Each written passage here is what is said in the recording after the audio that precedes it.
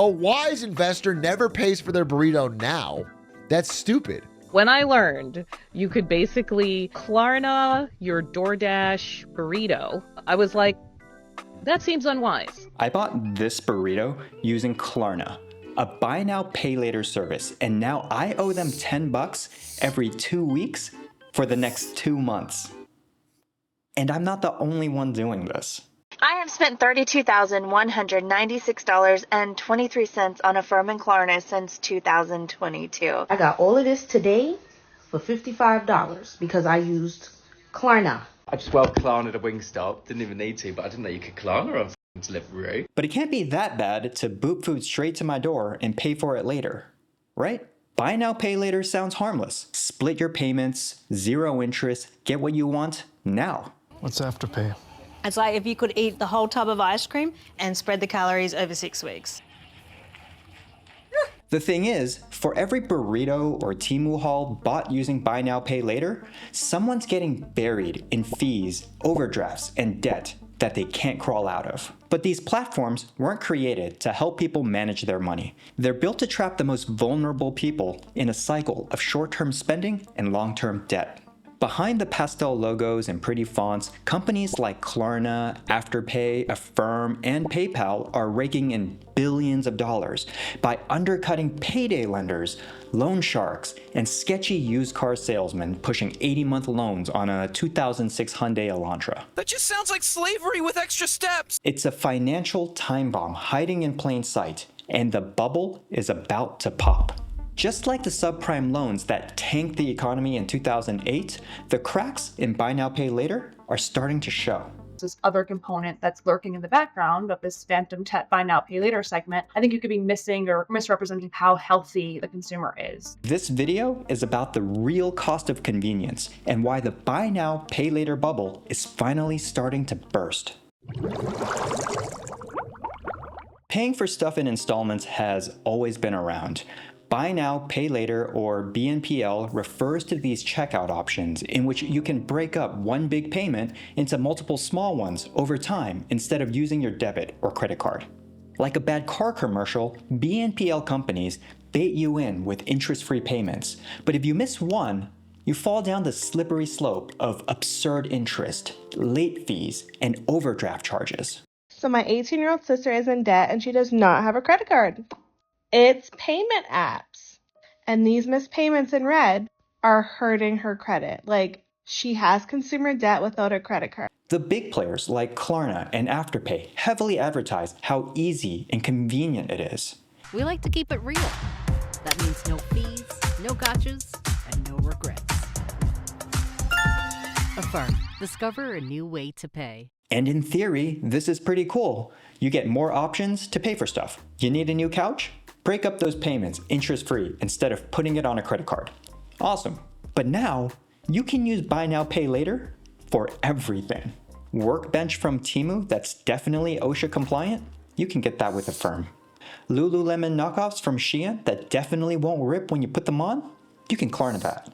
Groceries from Walmart? 1 in 4 Americans have done that with BNPL. And if none of these things are giving recession indicator, you can now Klarna your DoorDash orders, which is how I got this burrito today. The problem is that here in the US, roughly half of all people are financially illiterate. And I'm not blaming anyone, but when they say, paying for a comfy chair at your own pace with Affirm. Smart. Is it really? And when they put these BNPL checkout buttons everywhere, do most people even know what they're getting into? Apparently, only 30% of people from this study self-reported saying no. They don't know what they're getting into. But I know some of y'all are lying, because 43% of people regret using BNPL, and almost half of all BNPL users missed payments in 2024, up from 40% in 2023. But if so many people are missing payments, then how are these companies making billions? So if BNPL companies are handing out interest-free loans like the mints that come with the restaurant bill, how do they profit? No one asked, but hopefully it's no surprise that these interest-free payments aren't actually interest-free for everyone. By far, BNPL companies make most of their money from people who don't pay back on time. Can't pay off those Jordans in 2 months? No problem. Stretch it out to 24 months at 36% interest. In 2024, a firm made $1.5 billion through interest and selling your loans to investors. That's 65% of their total revenue. Klarna, which was prepping to go public this year, disclosed that 25% of their income comes from interest and another 12% from late fees. But what about the rest? The other big slice of the pie is merchant fees, the cut that BNPL companies take from giving merchants the privilege of having those BNPL checkout buttons in their stores.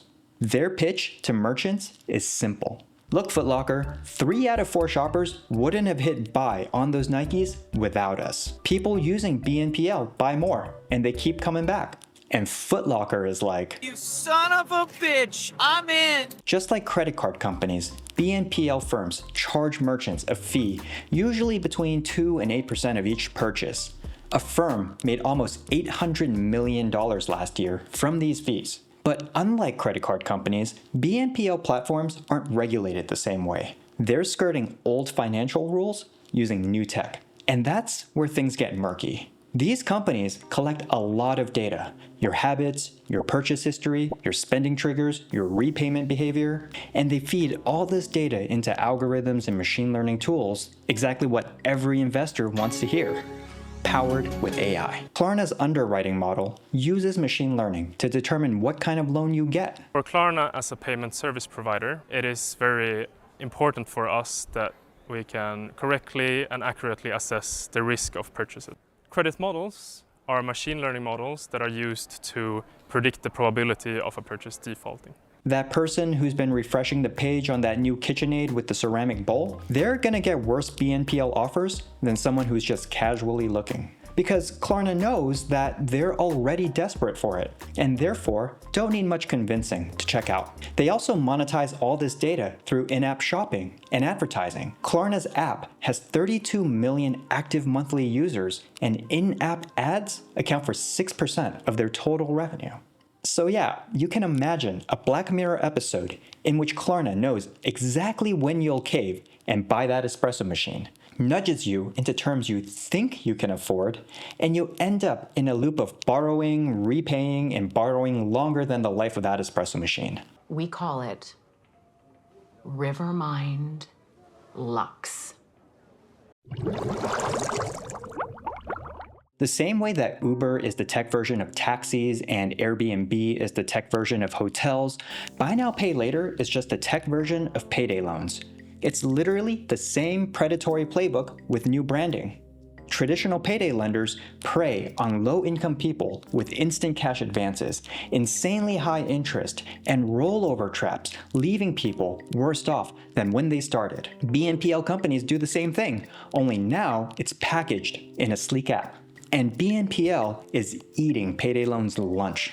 Between 2013 and 2019, payday loan volume dropped 45%, then another 60% in 2020. In California, there was a 30% decline in payday borrowers between 2020 and 2021 alone. By every metric, as payday loans declined, BNPL spiked.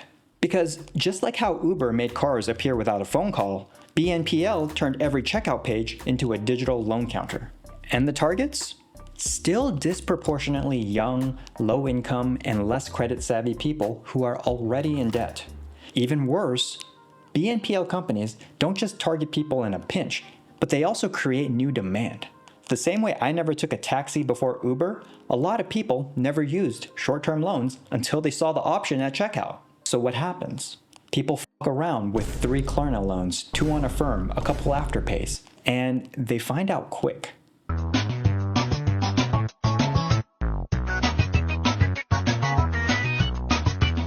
A 2023 CFPB report found that 1 in 4 BNPL users had multiple loans at once, and nearly half were using credit cards to pay them off. Half. So y'all took out a loan to avoid using a credit card and are paying them back with credit cards. At this point, you aren't underwater. You're in the Ocean Gate submarine. And that's what's so dangerous about Buy Now, Pay Later. This all feels familiar. A whole generation once spiraled into debt, borrowing to pay off other debts, not realizing what was happening until it was too late. Most Americans have accepted that they'll never own a home. While our parents lost everything in the 2008 financial crisis with subprime mortgages, our generation got Klarna and Afterpay, essentially subprime loans rebranded as buy now, pay later. And just like with the mortgage crisis, BNPL has built a system in which loans are issued with little to no credit checks. There's no consistent reporting to credit bureaus. Consumers stack loans without fully realizing it. Lenders chase growth over responsibility. And just like in 2008, it all works until it doesn't. Let's talk about the speed with which we are watching this market deteriorate. We're down over 16%. Dow at the same time has fallen about 18%. The stock market is now down 21%. Because we're now down 43%. While the BNPL house of cards hasn't tipped over yet, the cracks are showing. We already talked about how wild it is that a quarter of people have financed their groceries, and now you can finance burritos, just like this one. But the numbers are insane, because they tell a story of desperation. According to this study from the Federal Reserve, more than 70% of people used buy now, pay later because it was the only way they could afford their purchase, or the only payment method they had. 60% of people who went to Coachella this year bought their tickets with BNPL.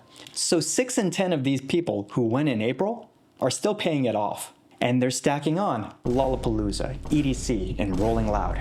You know that one financially unstable person in your life? Maybe it's you. But if they told you that they used Afterpay to go get groceries and went to Coachella, you know the economy is cooked. This takes me back to 2006 because people who had no business buying a house were all of a sudden multi-property real estate investors. Just like the mortgage underwriters in 2006, they're preying on people who don't fully understand what they're signing up for. Do people have any idea what they are buying? I'd focus on the immigrants, you know? Once they find out they're getting a home, they sign where you tell them to sign. Don't ask questions, don't understand the rates. Fucking idiots. Yeah. And a lot of people are taking up the offer, both because they have no other option that affords them what they want, and because they can. I'm never going to burn my bridges with Klarna, Affirm, and Afterpay. I'm going to pay them before my car note, my light bill, my water bill, rent, any other bill can wait. But those, we are forever besties. This is great for BNPL companies, as long as people keep paying. More people are carrying their debt longer and paying more interest. Affirm's data shows it. Interest-bearing loans, these blue bars, are way up, while 0% APR balances, the pink line, are down. And this tracks because nearly half of all BNPL users missed a payment, and 34% missed at least one payment in the last year. 60% of BNPL users had multiple loans at once. 1 in 4 people juggle 3 or more at the same time. And people keep using these loans. 90% of Affirm's transactions are from repeat customers, aka people stuck deeper in the loop. But despite record growth in revenue, none of these major players are exactly thriving. Affirm has lost over 50% of its value since going public in 2021. Square offered to buy Afterpay for $29 billion in 2021, but it was only worth half of that 6 months later. Klarna postponed its IPO, took a valuation cut, and just announced that those DoorDash loans aren't looking too good. These companies are growing, but losing value. Sound familiar? I'm not saying this is a Lehman Brothers 2.0. In 2008, there was $1.5 trillion in outstanding mortgages, and about 20% were subprime, roughly $300 billion in risky loans, double the normal rate. BNPL doesn't hit those numbers. The top 5 BNPL lenders issued $36 billion in 2024. Using Affirm's numbers as a proxy, about 30% or $10 billion of those loans are subprime or lower. So no, this isn't the whole economy collapsing, But it could be the first domino to fall in an economy that's already looking fragile. Credit card balances are at record levels, higher than 2008. Mortgage delinquencies are rising. Late car payments are rising. And people are financing their groceries and burritos. When enough people overextend themselves for too long, it breaks. If everyone breaks at the same time, this fragile system holding it all up collapses. BNPL companies are extending credit to people who probably shouldn't have it and trapping even financially stable people in a debt cycle they didn't ask for. This burrito was my first experience using Buy Now, Pay Later, and I hate it. And yeah, BNPL has its place. Used wisely, it could be a good thing.